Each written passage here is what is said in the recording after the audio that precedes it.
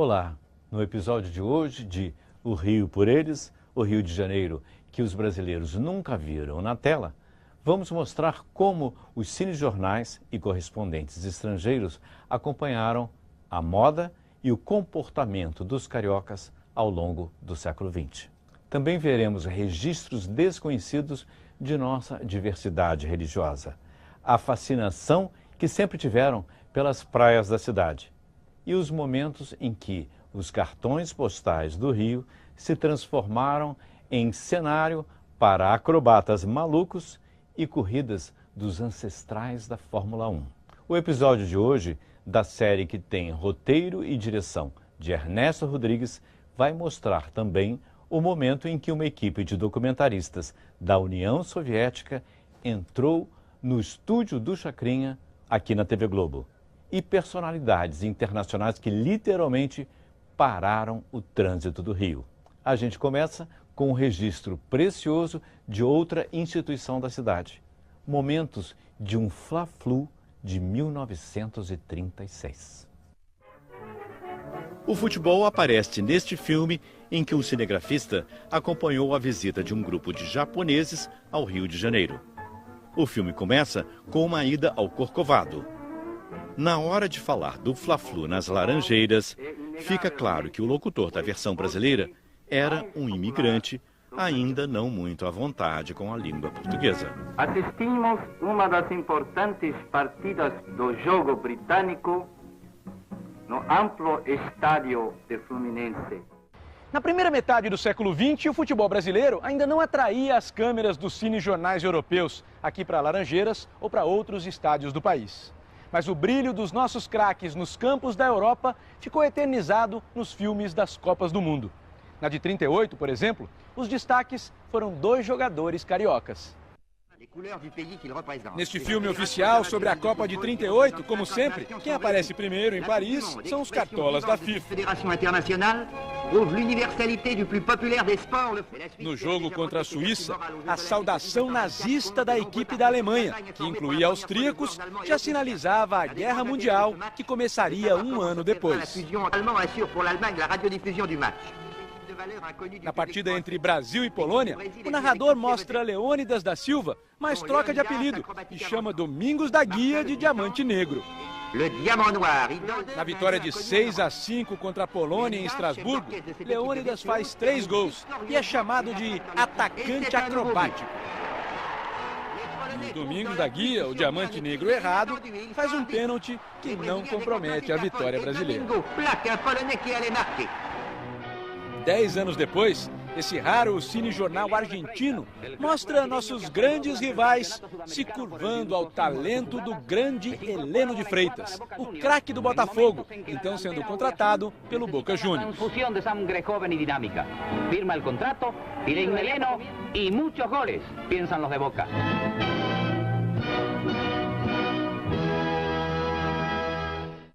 Estádio do Maracanã. Aqui em 1950 vivemos o Maracanaço, tragédia esportiva que julgávamos ser insuperável. Aqui, 64 anos depois da derrota para o Uruguai, vemos nossos rivais argentinos perderem a final para os alemães, que antes nos golearam sem dó no Mineirão. Traumas à parte, ao longo de 6 décadas, o Maracanã se tornou uma marca registrada do Rio de Janeiro. Uma espécie de altar onde cinegrafistas e repórteres do mundo inteiro veneraram a arte do nosso futebol. 6 anos depois da Copa de 50, repórteres italianos mostram que a paixão dos brasileiros pela seleção continua intacta. O narrador diz que o Maracanã está tomado por 210 mil pessoas, das quais 50 mil são italianos. O jogo é um amistoso entre Brasil e Itália. Zizinho e outros craques do Brasil são cercados por repórteres e equipamentos de outras eras.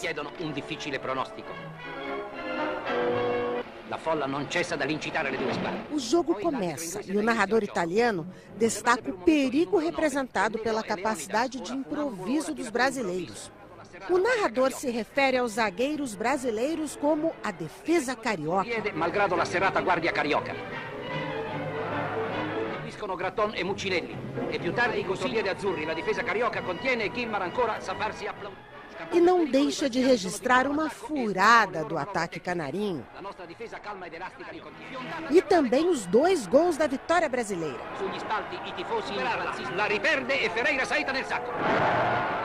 No final, as câmeras registram o clima amistoso entre os 2 futuros gigantes da história do futebol.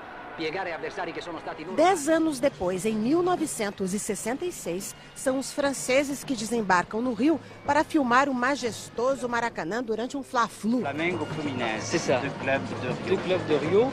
Alors, évidemment, je n'ai pas filmé seulement les joueurs de football. Mas enquanto a bola rola, o que mais interessa às câmeras francesas é a torcida e a festa na geral e nas arquibancadas. Ao som de uma marchinha de carnaval, o narrador diz que o jogo é bom, mas os espectadores são ainda mais interessantes. Neste jogo de 1971, o Maracanã já virou cartão postal. Mas ainda é o público de um Botafogo e Vasco que chama a atenção dos documentaristas franceses. Ici pas de ségrégation, sinon d'ordre économique. Mais riches sous pauvres. O gol do Vasco no final é quase um detalhe. Os cinejornais estrangeiros também deram destaque ao Rio quando a cidade foi cenário de fatos inusitados, como partidas de futebol disputadas por automóveis e loucuras, como a de 3 alemães que fizeram do Pão de Açúcar algo mais do que um belo cartão postal da cidade maravilhosa. Em 1951, 3 acrobatas alemães fazem da estação do bondinho do Pão de Açúcar o ponto de partida de uma façanha que correu às telas de cinema do mundo. Cinejornais da Alemanha, da Inglaterra e da França documentaram a coragem dos acrobatas pendurados, sem qualquer proteção, nos cabos do bondinho sobre a Praia Vermelha, no bairro da Urca, como se estivessem num circo. Aqui o ano é 1973 e a façanha que chama a atenção do cinejornal inglês é o Autoball, um esporte inventado pelos cariocas que, nas palavras do narrador inglês, uniu as características do futebol de Pelé com a Fórmula 1 de uma então promessa brasileira chamada Emerson Fittipaldi.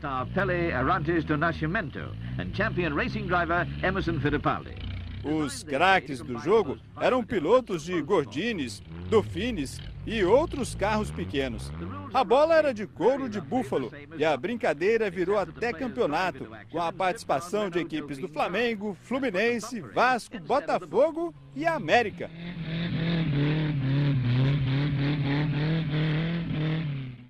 Aqui na descida da Marquês de São Vicente, o carioca se reunia para acompanhar uma tradição que era muito perigosa, mas não proibida.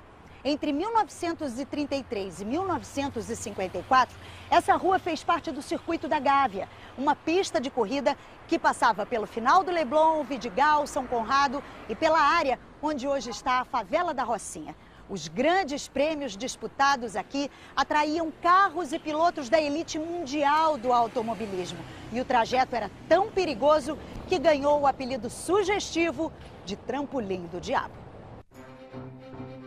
Este filme, muito bem preservado por um documentarista francês, mostra que o grid de largada do Circuito da Gávea, em 48, foi no final da Avenida Visconde de Albuquerque, sentido Avenida Niemeyer. E para apreciar Alfas, Maseratis e Sincas e acompanhar de perto a movimentação de pilotos, mecânicos e de ídolos da época como Chico Landi, o carioca só precisava ter um pouco de coragem e garantir um lugar junto à calçada. Dada a largada, os carros entravam em alta velocidade na Niemeyer em direção a São Conrado.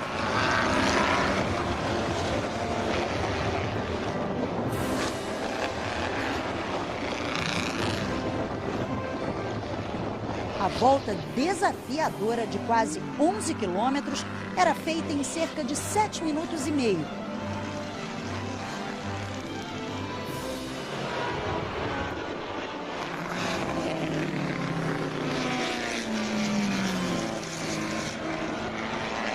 Depois de passar por São Conrado, os carros entravam num trecho sinuoso e traiçoeiro da Estrada da Gávea. era chamado de Serrinha, também conhecido como Subida da Rocinha, com suas curvas fechadas que faziam a alegria do público e dos cinegrafistas.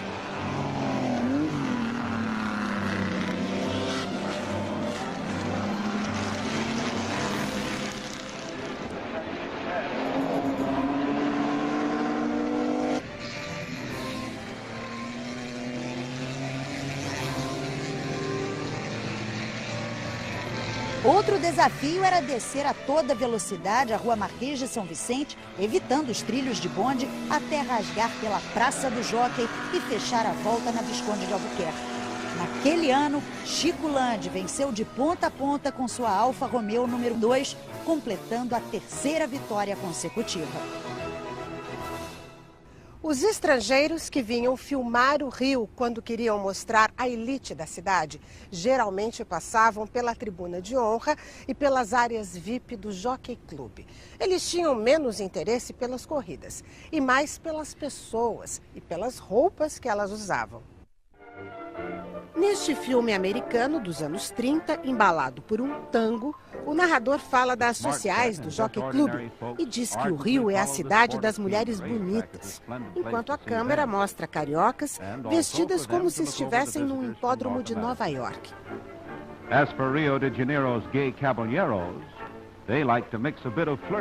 E um clássico flerte no intervalo das corridas.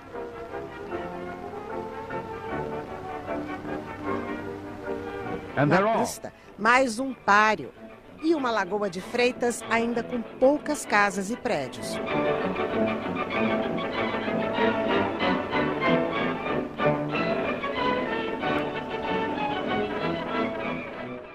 Além das chamadas sociais do Jockey Club, outra escala quase obrigatória dos cinegrafistas estrangeiros ao longo das décadas foi esta varanda do Copacabana Palace, o hotel onde tudo aconteceu no Rio de Janeiro do século XX.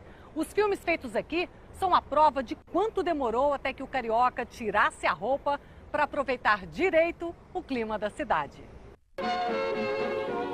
A moda adotada pelas cariocas ilustres às vezes era inspirada por moças inglesas como essas que desfilam na varanda do Copacabana Palace em 1941, em plena Segunda Guerra Mundial.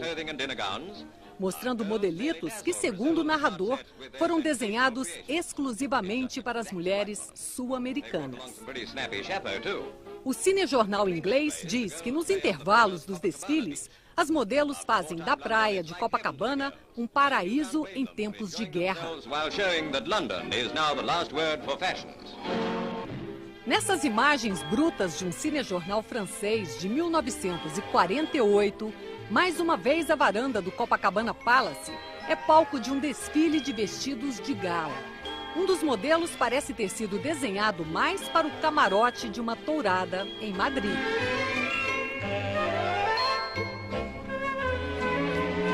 Com a encenação de um entregador de lavanderia enfeitiçado pela modelo, o filme também mostra como as moças poderiam se vestir na hora de comprar um sorvex e passear no calçadão da praia mais famosa do Brasil.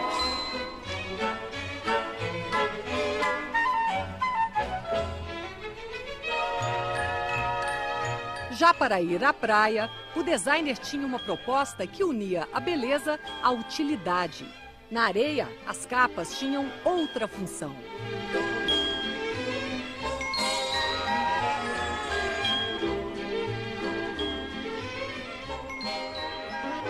Este filme americano de 1959 mostra que a piscina do Copacabana Palace também serviu de moldura para desfiles de modelos cariocas que mostravam aos turistas estrangeiros desenhos e tecidos tipicamente brasileiros.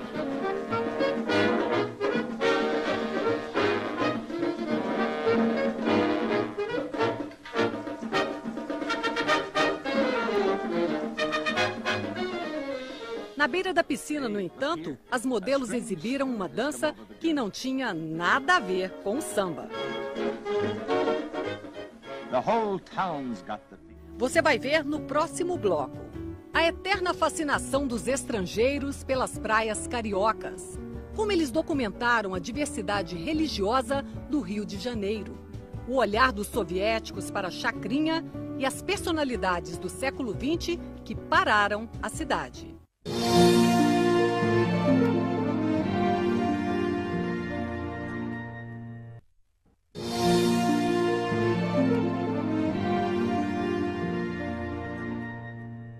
Não é difícil imaginar que, além do samba, futebol e carnaval, o que mais chamava a atenção dos documentaristas estrangeiros no Rio era algo de que europeus e americanos sempre sentiram muita falta. Sol, mar, calor, o verão tropical e tudo que o carioca inventou de fazer quando começou a tirar a roupa para vir às praias da cidade. No documentário americano de 1959, ao mostrar imagens do Rio, o narrador diz que os cariocas são os brasileiros mais divertidos. Depois, ele elege a praia de Copacabana como um bom lugar para se perder. Os tradicionais escultores de areia são descritos como uma mistura de negócio com prazer. Este cinejornal cubano, exibido em 1963, em plena Guerra Fria, mostra que as diferenças ideológicas não impediam que os dois lados do conflito se encantassem com as praias cariocas.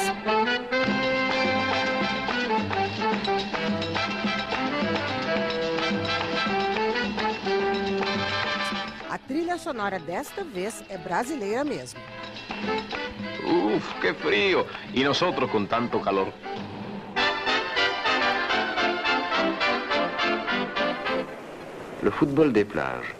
Já os franceses deste documentário de 1968 chamam a atenção para o futebol de praia nas areias de Copacabana.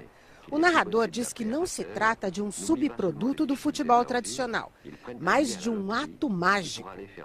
Encantado com as peladas de praia, o narrador chama os jogadores de Pelés e Garrinchas. Já, Pelé e Garrincha. O narrador deste filme americano dos anos 70 passa por cima das enormes diferenças sociais e diz que os cariocas, ricos e pobres, apreciam um estilo de vida despreocupado. Entre imagens de surfistas e outros moradores, aproveitando um dia de sol na praia. Outro lado das praias cariocas que sempre despertou o interesse dos estrangeiros é o culto a Iemanjá. O texto desse documentário francês de 1963 diz que os negros descem das favelas para honrar a rainha do mar, uma deusa que os escravos trouxeram da África 200 anos atrás. O narrador diz que o culto pagão a Iemanjá se baseia em crenças ancestrais, às quais os negros do Brasil continuam profundamente ligados. A música, mais uma vez, não é exatamente a que os cariocas tocam durante as oferendas a Iemanjá. E as imagens escolhidas são fortes.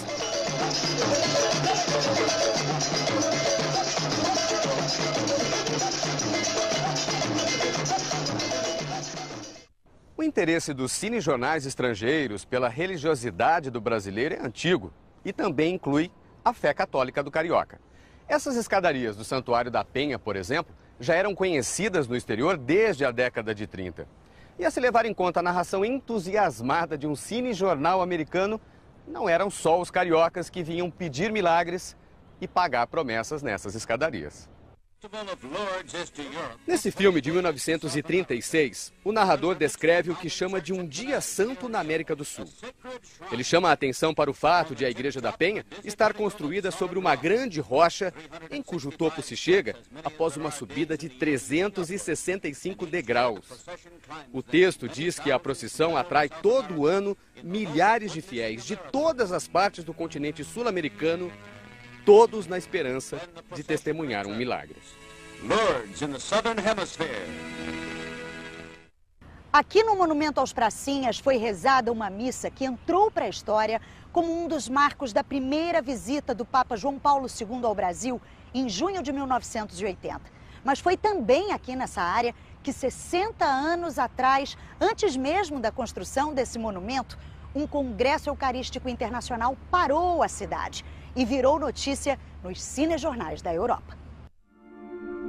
Neste cinejornal francês, exibido em julho de 1955, a Avenida Rio Branco, que seria sacudida alguns anos depois pelos confrontos da política, é tomada por uma multidão ordeira de padres, freiras, bispos e integrantes de ordens religiosas de vários países que vieram ao Rio para participar do Congresso Eucarístico Internacional. A procissão saiu da Igreja da Candelária, atravessou a Rio Branco e encontrou essa multidão já concentrada na área do passeio público. O locutor francês diz que a Bahia mais bonita do mundo serviu de pano de fundo para a cerimônia de encerramento para 1 milhão de fiéis.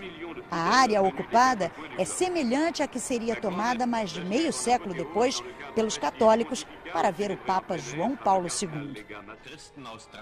Esse cinejornal alemão deu mais destaque à parte final da celebração e ao espetáculo de luzes que marcou o encerramento do Congresso. Já o narrador deste documentário soviético de 1970, ao mostrar a fé do carioca, chama de missa estranha este local de orações ao lado da igreja de Santa Terezinha do Menino Jesus, junto ao túnel novo que liga Botafogo a Copacabana. E faz perguntas típicas de um comunista. O que traz as pessoas até aqui? Desgraça? Fé? O mesmo documentarista da União Soviética confessou que ficou sem palavras quando filmou na mesma época os bastidores da Discoteca do Chacrinha, um programa que era campeão de audiência e também assunto para muitas teses e polêmicas culturais e acadêmicas. No caso do filme soviético, a interpretação do fenômeno foi também soviética. A câmera da equipe soviética entra no auditório do Chacrinha. O texto do narrador é uma tentativa de interpretação sociológica do programa que era um fenômeno de popularidade da TV brasileira. Ele diz que, às vezes, parece que o otimismo está na plasticidade dos brasileiros, no seu próprio ritmo natural de vida. E que não é de surpreender que pessoas habilidosas tenham aprendido a usá-lo.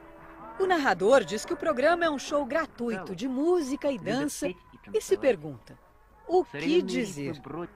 Ele mesmo dá a resposta, dizendo que as moças gostam de dançar e de cantar os ritmos modernos que correm em suas veias.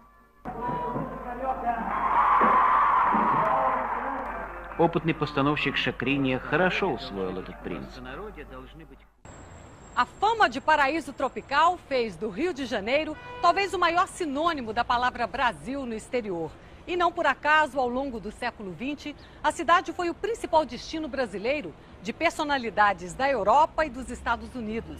E quando elas vinham a passeio ou trabalho, geralmente as câmeras da mídia internacional vinham junto. Noël des Brésiliens. Em dezembro de 64, ao desembarcar no Rio para descansar por alguns dias, antes de uma filmagem no México, Brigitte Bardot, uma das maiores musas do século XX, procurou ser simpática com os brasileiros. Na hora do refrigerante, pediu guaraná. Depois mostrou um cartaz em que dizia que, embora o Rio estivesse fazendo 400 anos, ela, com 31, amava a cidade. E para terminar, mais um afago nos cariocas. Quanto tempo ela ficará no Brasil? Toute la vie. Toda a vida. Do lado de fora do Copacabana Palace, a eterna receita da tietagem. Reforço na segurança, fotógrafos de plantão na areia e na calçada. Fãs e curiosos na expectativa de um aceno da musa, que acabaria escolhendo Búzios e não o Rio como refúgio. Mais c'est maintenant l'armistice. Elle s'est enfin rendue au bout de 8 jours de siège et son état de santé n'inspire aucune inquiétude. Nos 400 anos do Rio, quem literalmente parou o trânsito na boca do Túnel Novo foi outro mito do cinema do século XX. A atriz italiana Cláudia Cardinale estava ali para gravar com o diretor Franco Rossi. Na entrevista para um repórter francês que tentou inutilmente atiçar uma rivalidade com Brigitte Bardot, Cláudia falou de seus planos: ficar ao sol e descansar bastante no Rio. D'aller un peu au soleil et me reposer. Aqui, quem parou a cidade mesmo no dia 13 de outubro de 1964 foi o então presidente francês Charles de Gaulle, um dos maiores estadistas do século XX.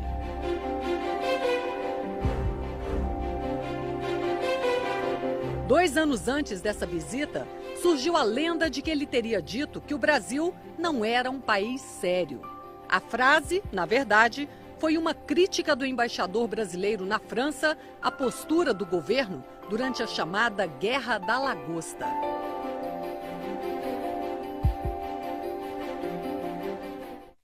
As imagens de um episódio ocorrido em 1978, durante uma festa aqui em frente ao casarão da antiga embaixada britânica no Brasil, correram o mundo. Foi quando o príncipe Charles tentou acompanhar a passista Pinada Beija-Flor de Nilópolis e executou uma mistura indescritível de samba e rock. Poucos sabem que 10 anos antes, a mãe de Charles, a rainha Elizabeth II, participou de uma festa muito parecida e que teve momentos que só os ingleses puderam filmar.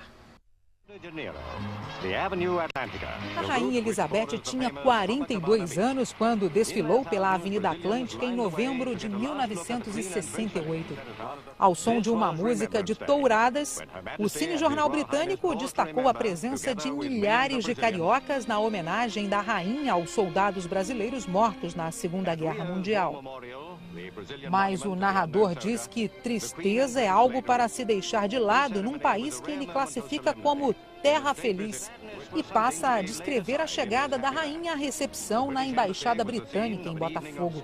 A presença de 2 cães da raça Greyhound na festa dá o toque de informalidade que, segundo o locutor, duraria toda a noite. O diretor do cinejornal preferiu substituir o som original da bateria da Mangueira por outra música com toques caribenhos, ao mostrar como a rainha assistiu da sacada da embaixada à apresentação dos sambistas.